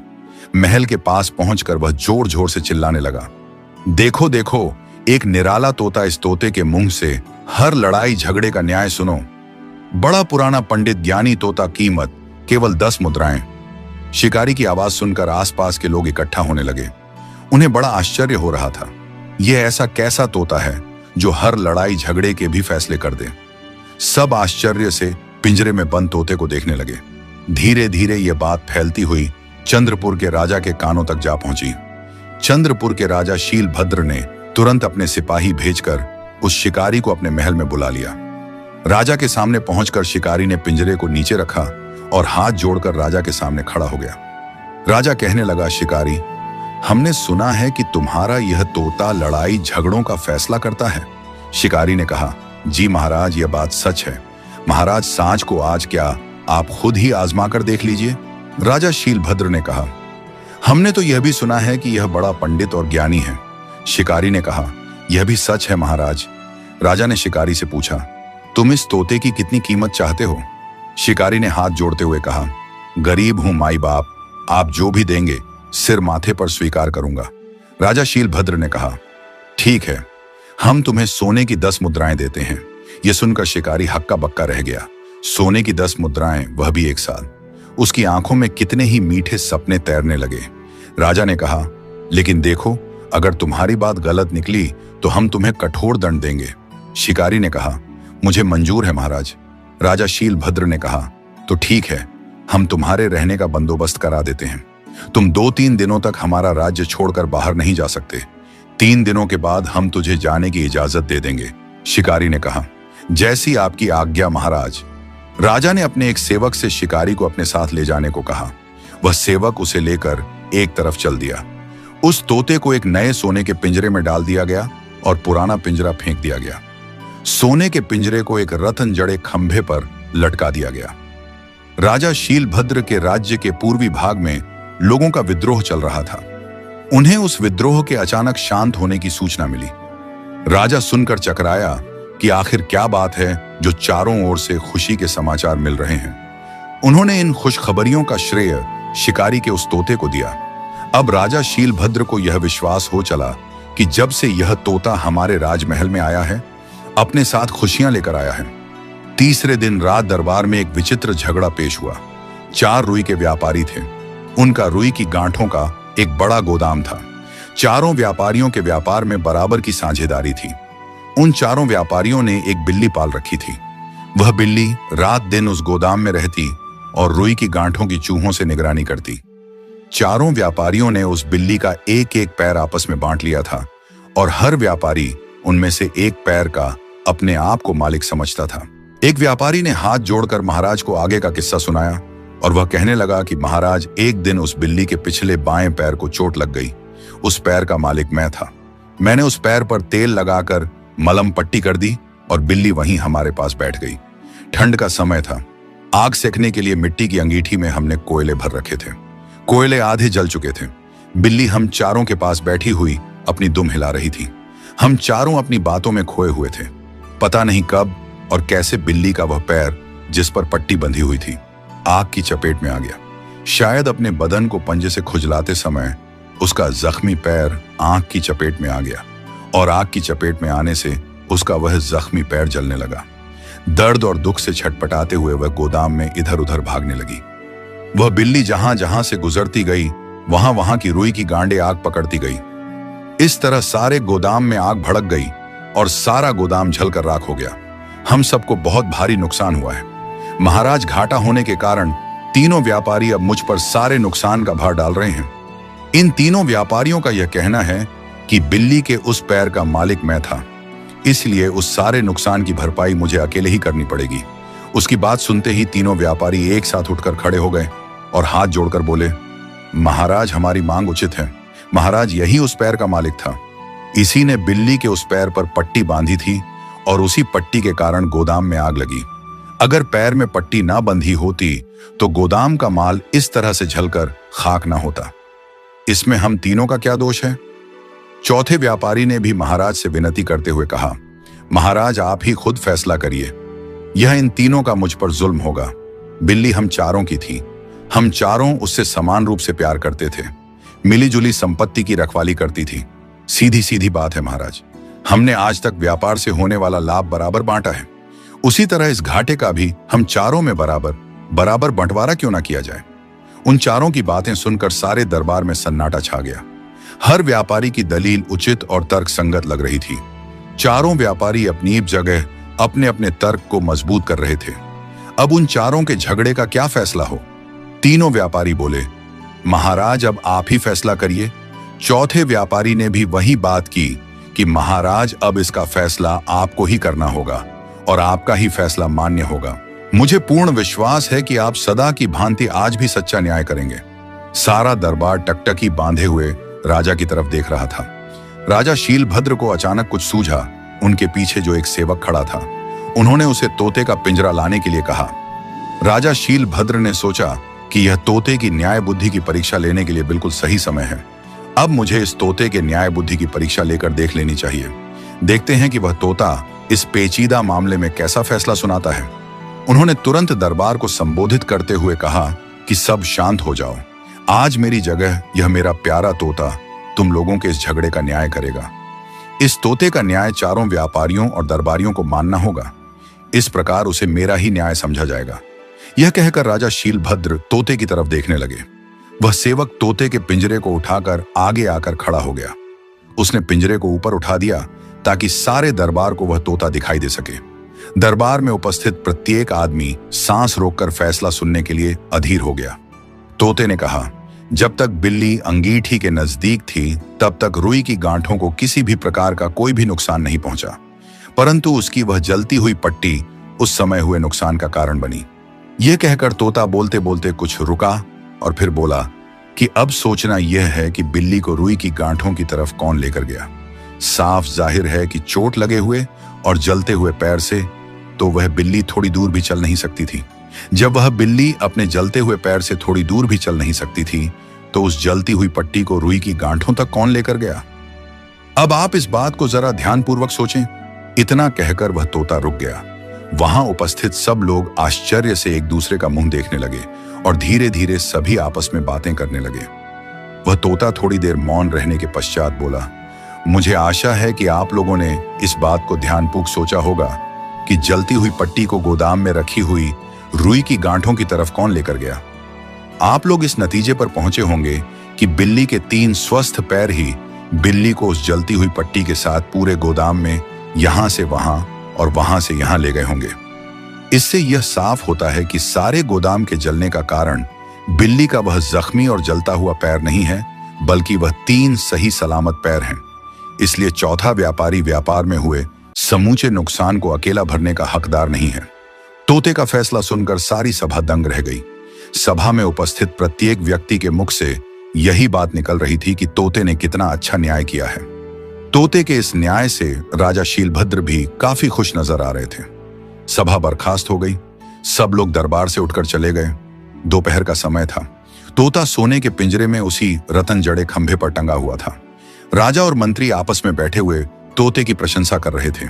एकाएक राजा शीलभद्र ने तोते से कहा, 'हे सुखदेव, तू मेरे लिए बड़ा भाग्यवान है। जब से तू मेरे महल में आया है मेरे राज्य में चारों ओर सुख शांति का राज्य स्थापित हो गया है। तू पूर्व जन्म में कौन था और तुझे ऐसा दिव्य ज्ञान कैसे प्राप्त हुआ? मैं यह जानने के लिए बहुत उत्सुक हो रहा हूं। हे सुखदेव, तुम मुझे अपने बारे में सब कुछ बताओ। सोने के पिंजरे में बंद उस तोते की आंखों से 2 बूंद आंसुओं के गिर गए। उसने राजा शीलभद्र को अपनी सारी हकीकत कह सुनाई। उस तोते की कहानी सुनकर राजा शीलभद्र मन ही मन दुख से छटपटाने लगा। उन्होंने कहा, वाह रे भाग्य, आज एक राजा दूसरे राजा के यहाँ पिंजरे में बंद है। तोते ने एक लंबी सांस छोड़ते हुए कहा, महाराज, यह सब भाग्य का खेल है। राजा शीलभद्र ने कहा कि हमें बहुत दुख है राजा चंद्र प्रताप, लेकिन हम कर भी क्या सकते हैं? राजा चंद्र प्रताप ने दुख प्रकट करते हुए कहा, महाराज, आपका मेरे प्रति जो प्रेम है वही बहुत है। मुझे और कुछ नहीं चाहिए। महाराज, मुझे केवल अपनी रानी चाहिए। अगर आप मुझे उससे मिलवा दें तो मैं समझूंगा कि पृथ्वी का समस्त सुख मैंने प्राप्त कर लिया है। राजा शीलभद्र ने कहा, तुम चिंता मत करो, मैं आज ही महारानी को ढूंढने के लिए अपने सेवकों को भेजता हूं। यह कहकर राजा शीलभद्र ने तोता बने हुए राजा चंद्र प्रताप को तसल्ली बंधाई। राजा शीलभद्र की बात सुनकर तोता बना हुआ राजा बहुत खुश हुआ। वह मन ही मन अपनी रानी से मिलने की खुशी में तरह तरह के सपने देखने लगा। कितने ही दिनों से उसने रानी मोहिनी की सूरत नहीं देखी थी। वह सोच रहा था, पता नहीं इस समय रानी मोहिनी कहाँ होगी और वह किस हाल में होगी और इस मुश्किल समय में वह क्या कर रही होगी। ये ख्याल आते ही तोता बने हुए राजा के मन में मंत्री शेषपाल के प्रति क्रोध की ज्वाला भड़कने लगी। उसने तय कर लिया था कि वह उस नीच से जरूर बदला लेकर रहेगा। उसी दुष्ट ने हम दोनों राजा और रानी को नदी के 2 किनारों की तरह अलग अलग कर दिया है। उसी शाम को राजा शीलभद्र के दूत रानी मोहिनी की खोज में चारों दिशाओं में निकल पड़े। राजा शीलभद्र ने खुश होकर उस शिकारी को बड़ा इनाम देकर महल से विदा किया। शिकारी ने सोचा कि तोता सच कह रहा था। उसने उसे कहा था कि वह उसे मालामाल कर देगा। तोते ने तो सच में मुझे मालामाल कर दिया। यह देखकर शिकारी की खुशी का ठिकाना नहीं था। राजा के सभी सिपाही बहुत तेजी से रानी को चारों दिशाओं में ढूंढ रहे थे। राजा शीलभद्र के सैनिक रानी मोहिनी को ढूंढने के लिए पहाड़, जंगल और राज्य के चप्पे चप्पे में बिखरे हुए थे। उधर जंगल में सभी नरभक्षी बड़ी धूमधाम के साथ खुशियां मना रहे थे। आज देवी मां के सामने 2 स्त्रियों की बलि चढ़ने वाली थी। आज तक ऐसा कभी नहीं हुआ था कि एक साथ देवी मां को 2-2 बलि चढ़े। इसलिए सभी नरभक्षी आज के दिन को बड़ा ही भाग्यशाली दिन समझ रहे थे। इस खुशी को वह एक त्योहार की तरह बड़े धूमधाम से मना रहे थे। रानी और दासी को उन नरभक्षियों ने गुफा से बाहर लाकर फूलों से सजाया और उसके बाद उन्हें गाजे बाजे के साथ देवी मां के मंदिर में ले गए। रानी और दासी का घबराहट के कारण बड़ा बुरा हाल हो रहा था। उन्हें अपनी आंखों के सामने साक्षात मौत खड़ी हुई दिखाई दे रही थी। वे दोनों मन ही मन भगवान से जीवन दान की प्रार्थना कर रही थीं। सभी नरभक्षी उन दोनों को घेर कर काफी देर तक नाच गाना करते रहे। जब सभी नरभक्षी खूब नाच गाकर थक गए, तब उन्होंने रानी मोहिनी और दासी को एक ऊंची टोकरी पर बिठा दिया ताकि देवी मां का वह प्रसाद सबको अच्छी तरह से दिखाई दे सके। उन दोनों को वहां बिठाकर वह उनके शरीर को भेदने की तैयारी कर रहे थे। उनकी ऐसी परंपरा थी कि पहले वह तीरों से बलि को घायल कर देवी मां को बलि चढ़ाते थे। तीरों से भेदने से पहले उन्होंने अंतिम बार अपनी देवी मां की आराधना करते हुए कुछ कहा। इसके बाद उन्होंने फिर से नाचना गाना शुरू कर दिया। कुछ देर बाद जब उनका नाच गाना समाप्त हुआ तो उनके सरदार ने अपना तीर कमान उठाया और लोगों की भीड़ में से आगे बढ़ा। उसने धनुष तान लिया और उन दोनों पर तीर छोड़ने की तैयारी करने लगा। रानी मोहिनी और दासी अपनी आंखें बंद करके भगवान से प्रार्थना कर रही थी कि तभी एक चमत्कार हुआ। तेज रफ्तार से एक विशाल पक्षी आकाश की ऊंचाइयों से तेजी से नीचे आया और उसने एक झपट्टे से रानी और दासी को अपने पंजे से उठा लिया और ऊपर आकाश की ओर उड़ गया। सरदार और सभी नरभक्षी देखते ही रह गए। वे सब घबरा कर इधर उधर देखने लगे और वहां से भागने लगे। वह सोचने लगे कि यह तो बहुत बुरा हुआ। देवी मां की बलि चली गई। अब देवी मां हम पर जरूर क्रोध करेगी। इस डर से वह जंगल में भागते हुए अपनी अपनी गुफाओं में जाकर छुप गए। उड़ते हुए भयंकर पक्षी, जो कि एक गिद्ध था, वह काफी देर बाद एक टापू पर उतरा। समुद्र के किनारे वहां टापू पर उस पक्षी ने अपने पंजों को ढीला किया और उन्हें जमीन पर छोड़ दिया। वह दोनों ही बेहोश हो गई थीं। फिर वह विशाल पक्षी जोर जोर से चीखने लगा। वह चीख कर अपनी मादा पक्षी को बुला रहा था।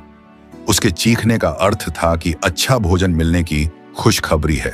चीख कर वह विशाल पक्षी अपनी मादा तक अपनी आवाज पहुंचाना चाहता था। मादा पक्षी भी भोजन की तलाश में कहीं दूर निकली हुई थी। गिद्ध ने काफी देर तक मादा पक्षी के आने का इंतजार किया, परंतु उसका मीलों दूर तक कोई पता नहीं था। नर पक्षी को चिंता हुई और वह मन ही मन सोचने लगा, कहीं मेरी मादा किसी आफत में तो नहीं फंस गई। काफी देर इंतजार करने के बाद जब उससे रहा नहीं गया तो वह रानी और दासी को वहीं छोड़कर मादा पक्षी की तलाश में वहां से उड़ गया। समुद्र शांत था। समुद्र की लहरों का पानी टापू के किनारे तक आकर वापस लौट रहा था। कुछ देर बाद रानी मोहिनी और दासी को होश आया। पूरी तरह से होश में आने के बाद वह दोनों अपने आप को एक सुनसान स्थान पर पाकर बहुत घबरा गईं। घबराकर उन्होंने इधर उधर अपने चारों तरफ देखा, लेकिन उन्हें वहां पर नाचते गाते नरभक्षी कहीं पर नजर नहीं आए। उनके सामने केवल पानी ही पानी था। एकाएक उन्हें एक जहाज समुद्र की लहरों पर चलता हुआ दिखाई दिया। थोड़ी देर तक रानी और दासी उस जहाज की तरफ टकटकी बांधे हुए देखती रहीं। जहाज धीरे धीरे उनके काफी नजदीक आ गया। मदद के लिए उन दोनों ने अपनी साड़ी के पल्लू को हवा में लहराया और हाथ ऊंचा करके अपने पल्लू को फड़फड़ाती रही, ताकि जहाज पर बैठे आदमी उन्हें देख लें और उनकी मदद के लिए वहां चले आए। थोड़ी देर बाद जहाज के कप्तान की नजर उनके ऊपर चली गई। उन्होंने जहाज पर बंधी एक छोटी सी नाव को पानी में खुलवाया और उन दोनों को लाने के लिए आदमियों को भेज दिया। उस नाव के आते ही रानी और दासी उसमें बैठ गईं। नाव में बैठकर वह जहाज तक जा पहुंची। जहाज के कप्तान के पूछने पर उन्होंने अपनी सारी घटनाएं उसे कह सुनाई। जहाज का कप्तान बहुत दयालु आदमी था। उसने उन्हें धीरज बंधाया और खाने के लिए खाना दिया। बहुत ज्यादा थके होने के कारण खाना खाने के बाद रानी और दासी आराम से सो गईं। उन दोनों को इस बात की तसल्ली थी कि उनकी जान नरभक्षियों से बच गई है। जहाज में सामान लदा हुआ था और वह जहाज चंद्रपुर राज्य की राजधानी की ओर जा रहा था। रानी मोहिनी और दासी जब सोकर उठी तो मन ही मन सोचने लगी कि पता नहीं अब हम कहां जाकर पहुंचेंगे और आगे उनका क्या हाल होगा। रानी मोहिनी सोच रही थी कि भाग्य ने उन्हें कहां से कहां फेंक दिया। कितनी बार वह मौत की चंगुल से बची है। पता नहीं आगे उनकी तकदीर में और क्या क्या लिखा हुआ है। रानी सोचने लगी, पता नहीं राजा पर क्या बीत रही होगी, वह कहां होंगे और किस हालत में होंगे। राजा की याद आते ही रानी की आंखों से आंसू बहने लगे। दासी ने उनके आंसू पोंछे और बोली, महारानी, आपने अब तक हिम्मत नहीं हारी, तो अब थोड़ी हिम्मत और रखिए। हमें इस समय हिम्मत रखने की बहुत जरूरत है। मेरा मन कहता है कि भगवान की हम पर कृपा है, तभी तो हम कितने संकटों से बच गए और आगे भी भगवान हम पर अपनी कृपा बनाए रखें। रानी ने दासी से कहा, वह तो ठीक है, परंतु दुख की भी तो कोई सीमा होती है। पता नहीं मैंने ऐसे कौन से पाप किए थे जो मुझे यह दिन देखने पड़े। यह कहकर रानी रोने लगी। दासी ने कहा, रानी साहिबा, आप भरोसा रखिए, जिसके कारण आप पर यह मुसीबतें आई हैं, भगवान उन्हें जरूर दंड देगा। जब दासी ने रानी को ऐसा कहकर धीरज बंधाया कि आप निर्दोष हैं, तो रानी दासी से कहने लगी, मैं क्या करूं, महाराज से बिछड़ना मुझसे नहीं सहा जाता। महाराज की याद में मेरा तन मन फटा जा रहा है। दासी ने कहा, महारानी, मुझे विश्वास है कि जिस तरह भगवान ने हमारी रक्षा की है, उसी तरह भगवान महाराज की भी रक्षा कर रहे होंगे। महारानी, आप रोइए मत, मुझसे आपका दुख नहीं देखा जाता। दासी ने दोनों हाथों से रानी के आंसू पछे तो रानी ने दोनों हाथों से अपना मुंह छुपा लिया। उसके बाद रानी ने दासी को अपने सीने से लगा लिया। दूसरे दिन उनका जहाज चंद्रपुर राज्य के तट पर जा पहुंचा। जहाज के कप्तान ने रानी मोहिनी और उसकी दासी को राजा शीलभद्र के दरबार में ले जाकर खड़ा कर दिया। दरबार लगा हुआ था। राजा शीलभद्र अपने सिंहासन पर विराजमान थे। दरबार में भीड़ जुटी हुई थी। राजा शीलभद्र ने दोनों स्त्रियों की तरफ देखते हुए पूछा, ये दोनों कौन हैं और क्या चाहती हैं? जहाज के कप्तान ने हाथ जोड़कर कहा, महाराज, ये दोनों एक टापू में घिरी हुई थी और सहायता के लिए पुकार रही थी। जब हमारा जहाज उस टापू के पास से निकला तो मैंने अपनी दूरबीन से इन्हें आफत में घिरा हुआ देखा। उस टापू के चारों ओर पानी ही पानी था। जमीन के छोटे से टुकड़े पर यह दोनों बेसहारा स्त्रियां किसी सहायता की बाट देख रही थीं। मैंने तुरंत अपनी नाव भेजकर उन्हें अपने जहाज में सहारा दिया और उसके बाद अपने साथ यहां ले आया। महाराज, अब इन्हें आपका आश्रय चाहिए। इन दोनों की कहानी बड़ी दुख भरी है। राजा ने दोनों स्त्रियों को ध्यान से देखा। वह देखने में किसी कुलीन घर की स्त्रियां नजर आती थीं। राजा शीलभद्र ने रानी की तरफ देखते हुए पूछा, तुम कौन हो? कहां से आई हो और टापू पर कैसे पहुंच गई? रानी की आंखें दबदबा गई। रानी मोहिनी सिर नीचे किए हुए बोली, महाराज, मैं बहुत दुखियारी हूं। हमारे दुखों की एक लंबी कहानी है। सही समय आने पर मैं आपको सब कुछ बता दूंगी। अभी तो मैं आपसे बस इतनी प्रार्थना करती हूं कि हमें कोई आश्रय मिल जाए। अभी हम इस हालत में नहीं हैं जो उस लंबी कहानी को आपको सुना सके। दुख और परेशानियों से उनकी हालत पेचीदा बनी हुई थी, इसलिए उन्होंने क्षमा मांगी। राजा शीलभद्र उनकी हालत और उनकी परिस्थिति को समझ गया और उन्होंने सैनिकों को आदेश दिया कि इन्हें अंतःपुर में पहुंचा दिया जाए और इनके खाने पीने का प्रबंध कर दिया जाए। आज्ञा पाते ही सेवक उन्हें वहां से अंतःपुर ले गए। जनाना खाने में चलते चलते रानी और दासी ने मन ही मन राजा के दयालु स्वभाव की प्रशंसा की। कुछ देर बाद एक दूत ने आकर राजा को सूचना दी कि महाराज, कुछ उपद्रवी हमारी सीमा में घुस आए हैं। उन्होंने हमारी फसल नष्ट कर दी है और किसानों की धन संपत्ति और पशुओं को लूटपाट कर ले जा रहे हैं। अगर किसानों को तुरंत सहायता न मिली तो काफी नुकसान होने की संभावना है। राजा यह खबर सुनते ही क्रोध से तमतमा उठा। उसके हाथ की मुट्ठियां कस गईं और राजा आग बबूला होते हुए बोला, मेरे राज्य में दुष्टों की यह मजाल कि वह दिन दहाड़े घुस आए और गरीबों को लूट रहे हैं। राजा शीलभद्र ने अपने सेनापति से कहा, जल्दी से सैनिकों की फौज तैयार करो। जो भी उपद्रवी हैं उनको मेरे सामने जिंदा लेकर आओ। उनको उचित दंड मिलना चाहिए। यह कहकर राजा शीलभद्र चिंतित से होकर सिंहासन से उठ खड़े हुए। उनके साथ सारे दरबारी भी उठकर चल दिए। अब राजा शीलभद्र अपने कक्ष में पहुंचे तो सोने के पिंजरे में बैठे तोते ने उनकी हालत देखी और पूछा, महाराज, क्या बात है? सब कुशल तो है? आ जाओ, कुछ चिंतित दिखाई दे रहे हैं। राजा ने उपद्रवियों का किस्सा सुनाते हुए कहा, कुछ समझ नहीं आ रहा। थोड़ी देर पहले मैंने 2 बेसहारा स्त्रियों को अपने यहां आश्रय दिया है और उसके थोड़ी देर बाद ही आफत की सूचना मिली। मुझे ऐसे लगता है जैसे वे दोनों स्त्रियां अपने साथ साथ मेरे लिए भी कुछ आफत लेकर आई हैं। मुझे लक्षण अच्छे नजर नहीं आते। यह कहकर राजा शीलभद्र परेशान सा अपने कक्ष में टहलने लगा। सोने के पिंजरे में बैठा तोता चुपचाप देखता रहा। तोते की समझ में कुछ नहीं आ रहा था कि ऐसी हालत में राजा से क्या कहा जाए। वह केवल इतना ही बोला, महाराज, बेकार में चिंता मत कीजिए, सब ठीक हो जाएगा। कोई किसी के लिए आफत नहीं लाता। होनी को कौन टाल सकता है? होनी तो होकर ही रहती है। राजा ने भी उसकी बात का कुछ जवाब नहीं दिया। राजा शीलभद्र उसी तरह से चिंता से ग्रसित अपने कक्ष में घूमते रहे। ऐसा लग रहा था जैसे तोता की कही हुई बात उन्हें अच्छी ना लगी हो। ऐसे ही 2-3 दिन गुजर गए। इसी बीच रानी मोहिनी ने राजा के पास एक अर्जी पहुंचाई जिसमें लिखा था कि महाराज, आपने हमें आश्रय दिया है। इस विपत्ति के समय में आपकी इस कृपा को हम भूल नहीं सकते, लेकिन अब इस तरह यहाँ पर खाली बैठना हमें अच्छा नहीं लग रहा है। ये हमें शोभा नहीं देता। हम आपसे विनती करती हैं कि हमें कोई भी नौकरी चाकरी मिल जाए तो हम अपने आप को धन्य समझेंगे। महाराज, हमें पता है कि महल में पहले ही काफी दास दासियां हैं। हमें भी सेवा का कुछ मौका मिलना चाहिए। हमें भी इनमें से ही एक समझा जाए। उनकी प्रार्थना सुनकर पहले तो राजा का माथा ठनका, परंतु फिर एकाएक ख्याल आया कि यह अच्छा अवसर है जो दासी गोमती को छुट्टी दे दी जाए और बेटी अरुणा की देखरेख की जिम्मेदारी इनको दे दी जाए। दासी गोमती चोर स्वभाव की स्त्री थी।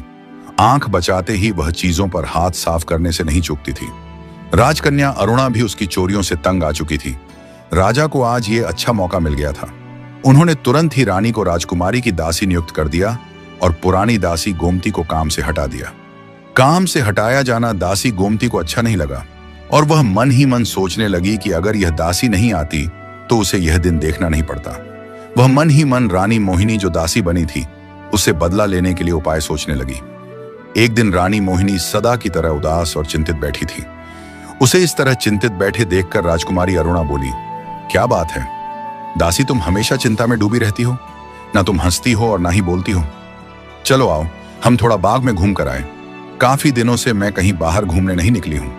रानी मोहिनी ना चाहते हुए भी राजकुमारी अरुणा के साथ चल दी। इस दौरान दासी गोमती ने उन्हें बाहर जाते हुए देख लिया। वह तो पहले से ही ऐसे ही किसी अवसर की ताक में थी। उसके बाद वह तुरंत ही राजमहल के अंदर की ओर चल पड़ी। जब वह महल के दरवाजे पर पहुंची तो द्वारपाल ने उसे द्वार पर ही रोक लिया। लेकिन उसने द्वारपाल से कहा कि मुझे राजा से बहुत जरूरी प्रार्थना करनी है। उसकी बात सुनकर द्वारपाल ने दासी गोमती को महल के अंदर जाने की अनुमति दे दी। इस तरह वह राजमहल में प्रवेश कर चुकी थी। वह चुपचाप छुपती छुपाती हुई राजकुमारी अरुणा के कक्ष में जा पहुंची। वहां जाकर उसने राजकुमारी का रत्नजित कंगन चुरा लिया और छुपती छुपाती फिर से महल से निकल गई। उधर जब राजकुमारी अरुणा बगीचे से लौटकर वापस आई तो उसने अपने कक्ष में रत्न जड़ित कंगन गायब पाया। जल्दी ही यह बात चारों तरफ फैल गई। सारे महल में खलबली मच गई। सभी दास दासियां इधर उधर भाग दौड़ करने लगे। शाम होते होते यह बात राजा के कानों तक भी पहुंची। घूमते घूमते सबका शक दासी बनी रानी मोहिनी के ऊपर ही गया कि हो ना हो कंगन की चोरी इसी दासी ने की है। राजा का माथा फिर थनका। उन्हें तो पहले से ही लक्षण अच्छे नजर नहीं आ रहे थे। इन दोनों स्त्रियों के राजमहल में कदम रखते ही अशुभ समाचार मिलने शुरू हो गए थे और अब महल में यह दूसरी अप्रिय घटना घट गई। उन्होंने पैर पटकते हुए आज्ञा दी कि इन दोनों स्त्रियों को फौरन राजमहल से बाहर निकाल दिया जाए। पता नहीं किस मनहूस घड़ी में यह दोनों यहां आई हैं। मैं इनकी सूरत तक नहीं देखना चाहता। राजा की आज्ञा मिलते ही रानी मोहिनी और उसकी दासी को राजमहल से बाहर निकाल दिया गया। भारी अपमान और दुख से रानी का हृदय तड़प उठा। अपने भाग्य के खिलवाड़ पर आंसू बहाती हुई रानी और उसकी दासी उस अजनबी राज्य में उसी रास्ते पर चली जा रही थीं, जिस रास्ते से वह कुछ दिन पहले चलकर आई थीं। रानी मोहिनी और उसकी दासी के महल से निकलने से थोड़ी देर बाद ही राजा शीलभद्र को एक सैनिक ने खुशी का समाचार सुनाते हुए कहा, महाराज, उपद्रव खत्म हो गया है। दमन के साथ साथ आपकी आज्ञा अनुसार उन उपद्रवियों को कैद भी कर लिया गया है। इधर राजा शीलभद्र इस समाचार को पाकर फूले नहीं समा रहे थे। उधर द्वारपाल के भेजे हुए आदमियों ने राजकुमारी अरुणा के कंगन को ढूंढ निकाला। दासी गोमती को चुराए हुए कंगन के साथ पकड़ लिया गया और गोमती को पकड़कर राजा के सामने पेश किया गया। जैसे ही राजा को यह पता चला कि असली चोर तो दासी गोमती है, तो राजा शीलभद्र को अपने किए गए फैसले पर बहुत दुख हुआ। राजा शीलभद्र ने तुरंत ही रानी मोहिनी और उसकी दासी को ढूंढने के लिए चारों ओर अपने सैनिक दौड़ा दिए और उन्हें आज्ञा दी कि वह दोनों ज्यादा दूर नहीं गई होंगी। उन्हें बुलाकर राजमहल में वापस लाओ। आज्ञा मिलते ही राजा के सैनिक चारों तरफ दौड़ पड़े। काफी खोजने के बाद राजा के सैनिकों ने उन दोनों को खोज निकाला और वापस उन्हें राजा के पास ले आए। जैसे ही रानी मोहिनी और उसकी दासी ने उनके कक्ष में अपना पांव रखा, वैसे ही राजा खुद आगे बढ़े और शर्म से अपना सिर झुकाते हुए भारी गले से बोले, बहन, मैं बहुत लज्जित हूं। मैंने व्यर्थ ही तुम्हें दोषी समझ लिया और तुम्हारे मन को बहुत ठेस पहुंचाई। तुम्हारे इस निरादर के लिए मुझे सच में बहुत पश्चाताप है। राजा की बातें सुनते ही रानी मोहिनी की आंखों में सचमुच आंसुओं की झड़ी लग गई। उस समय वह तोता भी उसी कक्ष में था। सोने के पिंजरे में कैद तोते की नजर जब रानी मोहिनी पर पड़ी तो उसका हृदय चित्कार कर उठा। उसकी आंखों से आंसू बहने लगे। पिंजरे में बंद तोता बाहर निकलने के लिए छटपटा उठा। वह जोर जोर से चीखने लगा। शुभ देव रहकर पिंजरे पर अपनी चोंच मार रहा था। एकाएक राजा शीलभद्र और रानी मोहिनी का ध्यान उस पिंजरे की तरफ गया। तोते की आंखों से बहते हुए आंसू देखकर राजा आश्चर्य से भर उठा। उसे बड़ा धक्का सा लगा कि उसके प्यारे तोते को आज क्या हो गया। आगे बढ़कर उसने बहुत ही प्यार से पिंजरे पर हाथ रखते हुए पूछा, क्या बात है सुखदेव? आज तुम्हारी आंखों में यह आंसू कैसे? आज मैं तुम्हारे एक एक पंख में यह कैसी घबराहट देख रहा हूं। तब तोता चोंच दबाते हुए बोला, महाराज, यह मेरी रानी मोहिनी है। मेरे लिए यह कैसा विचित्र संयोग है। आज सबसे बड़ा खुशी का दिन है। सुखदेव की बात सुनकर राजा की आंखें फटी की फटी रह गईं। वह हैरानी से कभी सुखदेव को तो कभी रानी मोहिनी को देखने लगा। रानी मोहिनी पिंजरे की तरफ देखे जा रही थी। उसके मुंह से एकाएक निकला, महाराज, आप यहां कैसे? मैंने यह सपने में भी नहीं सोचा था कि आपसे मेरा ऐसा विचित्र मिलन होगा। रानी ने अपनी आंखों के आंसू पोंछते हुए आगे बढ़कर राजा चंद्र प्रताप को प्रणाम किया और उनसे बोली, स्वामी, आपसे मिलने के लिए हम अब तक भटकती रही। आपको खोजते खोजते हमने आकाश पाताल एक कर दिया। भाग्य का खूब खिलवाड़ भी देखा, दर दर की ठोकरें भी खाई। हम एक तरह से निराश हो चली थी, परंतु आपसे दोबारा मिलना लिखा था, जो अब पूर्ण हो गया। वाह रे भाग्य का खेल! इससे बड़ा सुख और क्या हो सकता है? और बाद में रानी का गला रंध गया। राजा शीलभद्र की आंखों के सामने से सारे पर्दे हट गए थे। अब उन्हें पता चला कि जो स्त्री उनके घर में दासी बनकर रह रही थी, वह वास्तव में एक रानी है। इस सच्चाई का पता चलते ही वह पानी पानी हो गया और उसने शर्म से अपनी गर्दन झुका ली। सचमुच यह बड़ा ही करुण दृश्य था। इसके बाद राजा शीलभद्र ने रानी मोहिनी के रहने का प्रबंध वही राजमहल में एक अलग कक्ष में कर दिया गया। तोते का पिंजरा राजा शीलभद्र के कक्ष से उठाकर रानी मोहिनी के कक्ष में पहुंचा दिया गया। रात में बहुत देर तक राजा चंद्र प्रताप और रानी मोहिनी के बीच बातचीत होती रही। दोनों अब तक कहां कहां रहे, उन पर क्या क्या गुजरी, उन्होंने उन सभी बातों का जिक्र किया। अब वह दोनों आगे का उपाय सोचने बैठ गए, परंतु उन्हें कोई भी रास्ता नजर नहीं आ रहा था कि वह आगे क्या करें और क्या ना करें। उस दुष्ट मंत्री शीशपाल से बदला कैसे लिया जाए, इसी सोच विचार में कुछ दिन बीत गए। उन्हीं दिनों राजा शीलभद्र की बेटी अरुणा के स्वयंवर की तैयारियां चल रही थी। राजमहल के सभी लोग स्वयंवर की तैयारियों में जुट गए थे। जगह जगह से राजा, महाराजा और राजकुमार आने वाले थे। महल के सभी लोग उनकी सुख सुविधा और ठहराने आदि के प्रबंध करने में व्यस्त थे।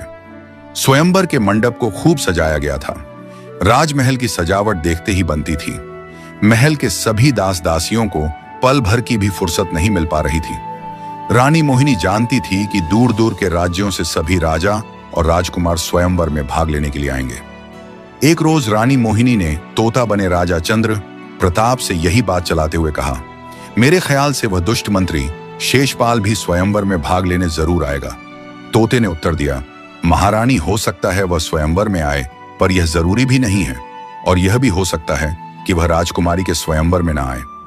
रानी कुछ देर सोचती रही और फिर बोली, उसका यहां आना जरूरी है। अगर वह यहां नहीं आएगा तो मेरी सोची हुई योजना अधूरी रह जाएगी। राजा ने कहा, रानी, तुमने क्या सोचा है? क्या अधूरा रह जाएगा? तोता बने हुए राजा अधीर होकर कहने लगे, मुझे बताओ। रानी मोहिनी कहने लगी कि मैंने सोचा है कि राजकुमारी एक ही शर्त रखें कि वह उसी के गले में वरमाला डालेगी जिसे संजीवनी मंत्र की विद्या आती है। अगर राजा शीलभद्र की ओर से यह ढिंढोरा पिटवा दिया जाए तो मेरा मन कहता है कि मंत्री शीशपाल इस स्वयंवर में जरूर आएगा और भाग लेगा, क्योंकि उसे यह विद्या आती है। अब यह काम तुम्हारा है कि तुम राजा शीलभद्र को किसी तरह से सहमत कर लो ताकि मेरी यह योजना पूरी हो सके। तोता बने हुए राजा ने रानी की बात को पूरी तरह नहीं समझा, फिर भी उसे आश्वासन देते हुए कहा कि अच्छी बात है, मैं अपनी तरफ से पूरी कोशिश करूंगा। मैं कोशिश करूंगा कि राजा शीलभद्र ठीक वैसा ही करें जैसा तुम चाहती हो। रानी मोहिनी खुश होते हुए बोली, ठीक है, आगे का काम मैं संभाल लूंगी। दूसरे दिन तोता बने राजा ने राजा शीलभद्र को उस शर्त के लिए राजी कर लिया। चारों ओर घोषणा करवा दी गई कि राजकुमारी अरुणा उसी के गले में वरमाला डालेगी जिसे संजीवनी विद्या के मंत्र आते हैं। आखिर स्वयंवर का दिन भी आ गया। मंडप में कितने ही राजा, महाराजा और राजकुमार अपने अपने आसन पर बैठे हुए थे। अभी राजकुमारी अरुणा वहां आई नहीं थी। मंडप के एक तरफ दर्शकों की अपार भीड़ थी। मंत्री ने खड़े होकर आमंत्रित राजा, महाराजा और राजकुमारों का स्वयंवर में आने के लिए धन्यवाद किया और स्वयंवर की शर्त को दोहराकर ऐलान कर दिया। अब राजकुमारी अरुणा के स्वयंवर मंडप में आने की तैयारी हो रही थी। इतने में मंडप के बाहर एक शोरगुल सुनाई दिया। बाहर कहीं किसी के लड़ने और चीखने की आवाजें आ रही थीं। राजा शीलभद्र ने देखा कि एक शिकारी अपना कुत्ता और एक औरत अपनी एक मरी हुई मुर्गी लेकर आ रहे हैं। राजा शीलभद्र ने कड़क कर कहा, यह क्या तमाशा है? तुम लोग कौन हो और क्या चाहते हो? राजा की उस कड़क भरी आवाज से स्वयंवर मंडप में सन्नाटा छा गया। उस औरत ने अपनी मरी हुई मुर्गी राजा के सामने रखते हुए हाथ जोड़कर कहा, गलती माफ हो सरकार, मैं आपके पास अपनी एक फरियाद लेकर आई हूं। राजा शीलभद्र ने उस औरत से कहा कि यह फरियाद का वक्त नहीं है। यहां राजकुमारी के स्वयंवर में विघ्न डालने की तुम्हारी हिम्मत कैसे हुई? राजा ने ऊंची आवाज में कहा, क्या तुम जानती हो इसकी सजा क्या है? वह औरत कहने लगी, महाराज, मेरी मुर्गी को इस शिकारी के कुत्ते ने मार डाला है, इसलिए मैं आपके दरबार में अपनी फरियाद लेकर आई हूं। महाराज, मुझे इंसाफ दिलवाइए। राजा शीलभद्र ने किसी प्रकार से अपने ऊपर काबू करते हुए कहा, यह विवाह का शुभ अवसर है, जल्दी बोलो, तुम क्या चाहती हो? वह औरत बोली, महाराज, मुझे मेरी अपनी मुर्गी जिंदा वापस चाहिए। उस औरत ने गिड़गिड़ाते हुए कहा, यह मुर्गी मेरे कलेजे का टुकड़ा है और यह मुर्गी मेरे पिता की दी हुई निशानी थी। राजा ने गुस्से में भरकर कहा, यह कैसी बात करती हो? भला एक मरी हुई मुर्गी फिर से जिंदा कैसे हो सकती है? तब वह औरत कहने लगी, महाराज, मुझे तो बस अपनी मुर्गी जिंदा चाहिए। मैं आपसे अपना आंचल फैलाकर यही भीख मांगती हूं। मुझे यकीन है कि मैं आपके द्वार से निराश नहीं लौटूंगी। वह औरत अपनी बात पर अड़ी रही और राजा उसकी बात सुनकर परेशान हो चुका था। राजा को समझ नहीं आ रहा था कि वह इस औरत को कैसे समझाए। सारी सभा सांस रोके हुए राजा का फैसला सुनने के लिए अधीर हो रही थी।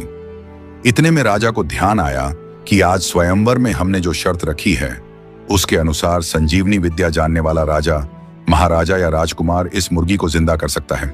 मन में यह ख्याल आते ही राजा के चेहरे पर खुशी नाचने लगी। तभी हाथ में वरमाला लिए हुए राजकुमारी अरुणा अपनी सहेलियों के साथ सभा मंडप में आ गई। अच्छा मौका देखकर राजा ने उठते हुए घोषणा की कि जो भी इस मुर्गी को अपनी संजीवनी विद्या से जीवित करेगा, हमारी राजकन्या उसी के गले में अपनी वरमाला डालेगी। राजा शीलभद्र की यह घोषणा सुनते ही चारों तरफ सन्नाटा छा गया। स्वयंवर में आए राजा, महाराजा और राजकुमार एक दूसरे का मुंह देखने लगे। थोड़ी देर बाद मंत्री शीशपाल अपने आसन से उठा और मंडप के बीच में आ गया। उसने सभा मंडप में कहा कि इस मरी हुई मुर्गी को मैं जिंदा करूंगा। इसके बाद उसने संजीवनी मंत्र पढ़ना शुरू कर दिया। पिंजरे में बैठा तोता यह तमाशा देख रहा था।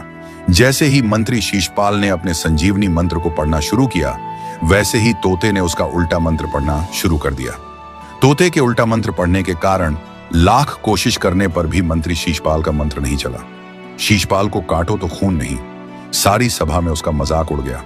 हारकर शीशपाल ने कहा, मैं इस मुर्गी को जरूर जीवित कर सकता हूं, लेकिन मेरी एक शर्त है। इजाजत हो तो मैं अपने मंत्र का जाप किसी कमरे में बैठकर अकेले में करना चाहूंगा। राजा शीलभद्र ने उसकी बात मान ली और इसके लिए तैयार हो गए। थोड़ी देर बाद शीशपाल को एक कमरे में अकेला छोड़ दिया गया। उसने अंदर से कमरे का दरवाजा बंद कर लिया और परशव प्रवेश विद्या के मंत्र का जाप करने लगा। थोड़ी देर में ही वह मरी हुई मुर्गी धीरे धीरे अपने पंख फड़फड़ाने लगी। सारी सभा में खुशी से तालियां बजने लगी। मंत्री शेषपाल की आत्मा उस मुर्गी में प्रवेश कर रही थी। कुछ देर बाद उस बंद कमरे में मंत्री शेषपाल का शव पड़ा था। जिस समय शेषपाल की आत्मा मुर्गी के निर्जीव शरीर में प्रवेश कर रही थी, ठीक उसी समय पिंजरे में कैद तोते ने भी परशव प्रवेश विद्या के मंत्र पढ़ना शुरू कर दिया और तोते की आत्मा ने बंद कमरे में पड़े मंत्री शेषपाल के निर्जीव शरीर में प्रवेश करना शुरू कर दिया, जो कि वास्तव में राजा चंद्र प्रताप का अपना ही शरीर था। और देखते ही देखते सुखदेव की आत्मा मंत्री शीशपाल के शव में प्रवेश कर चुकी थी। अब सोने के रत्न जड़ित पिंजरे में सुखदेव का शव पड़ा था। मंडप सभा में मरी हुई मुर्गी फिर से जीवित हो चुकी थी। थोड़ी देर बाद राजा चंद्र प्रताप उस बंद कमरे से बाहर निकले और मंडप सभा में आकर उस मुर्गी से बोले, क्यों मंत्री जी, कैसी रही? यह कहकर उन्होंने जोर से एक अट्ठास लगाया। मुर्गी के रूप में मंत्री शीशपाल खिसियाता हुआ बोला, अच्छा तो यह तू था और तू ही मेरे संजीवनी मंत्र को उल्टा कर रहा था और तूने ही परशव प्रवेश विद्या के मंत्र का जाप करके मेरा यह हाल किया है। वह औरत जो यह कह रही थी कि यह मुर्गी मेरी है और उसके साथ आया शिकारी दोनों ही अपने असली रूप में आ गए। वह दोनों अपना भेष बदलकर रानी मोहिनी और उसकी दासी ही बनी हुई थी। चंद्रपुर के महाराज शीलभद्र राजा चंद्र प्रताप को असली रूप में देखकर बहुत प्रसन्न हुए। उन्होंने मुर्गी के रूप में उस दुष्ट मंत्री शीशपाल को मौत की सजा दी। फिर उसके बाद उन्होंने राजा चंद्र प्रताप और रानी मोहिनी का खूब आतिथ्य सत्कार किया। कुछ दिनों बाद राजा चंद्र प्रताप अपनी रानी मोहिनी और दासी सहित अपने विराट नगर को वापस लौट आए। विराट नगर की जनता अपने राजा और रानी के राज्य में वापस आने के कारण बहुत ही खुश थी। विराट नगर में उन सबका भव्य स्वागत किया गया और इसके बाद सभी वहां खुशी खुशी रहने लगे। अपने राज्य में वापस आने पर राजा ने खुश होकर उस तोते को पकड़ने वाले शिकारी को जागीर बख्शी और उसे अपने राज्य में रहने की जगह दे दी। जागीर पाकर शिकारी की खुशी का कोई ठिकाना नहीं था। उसने अपनी पत्नी को अपने पास बुलाया और उसके बाद वह सुख शांति से अपने परिवार के साथ विराट नगर में रहने लगा।